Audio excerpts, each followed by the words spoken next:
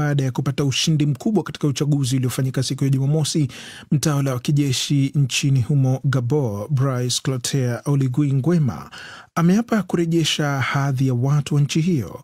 Matokeo ya awali yalimpa Nguema zaidi ya 90% ya kura zote zilizopigwa. Taarifa kamili anayo Lubega Emmanuel. Kwa mujibu wa matokeo yaliyotangazwa, Nguema ameshinda kwa 90.4 hivi ya kura zilizohesabiwa jana Jumapili na kumpiku mpinzani wake mkuu Alain Claude Bilie-Binze ambaye alipata 3% tu ya kura zilizohesabiwa. Wagombea wengine 6 walipata chini ya 1% ya kura katika nchi hiyo yenye idadi ya watu milioni 2.5.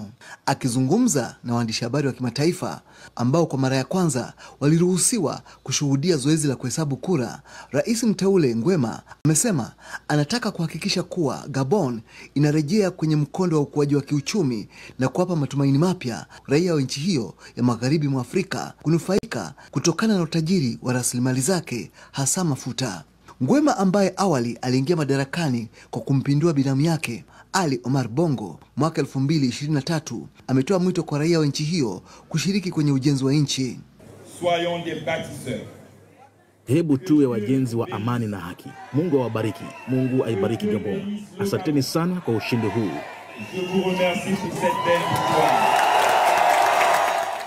Mara baada ya mapinduzi ya kijeshi yasiyo ya umwagikaji damu yaliyohitimisha utawala wa familia ya Bongo wa tangu mwaka 1967, Nguema alitangaza kipindi cha utawala wa mpito ambapo raia wa nchi hiyo walipiga kura ya maoni na kuidhinisha katiba inayotoa fursa ya awamu 2 za urais za miaka 7 kila moja. Licha ya azima yake ya kujivua wanajeshi pamoja na kujitenga na familia ya jamaa zake ambao walimhusisha katika utawala wao kwa muda mrefu, wakosoaji wake wanazidi kuhoji kwa nini ilimchukua Nguema muda mrefu kubaini hali ya ukandamizaji na utawala wa kiimla wa Omar Bongo na mwanawe Ali Bongo. Tangu mwaka 2020, Afrika imeshuhudia mapinduzi 9 ya kijeshi yakiwemo ya Mali, Burkina Faso, Niger na Guinea.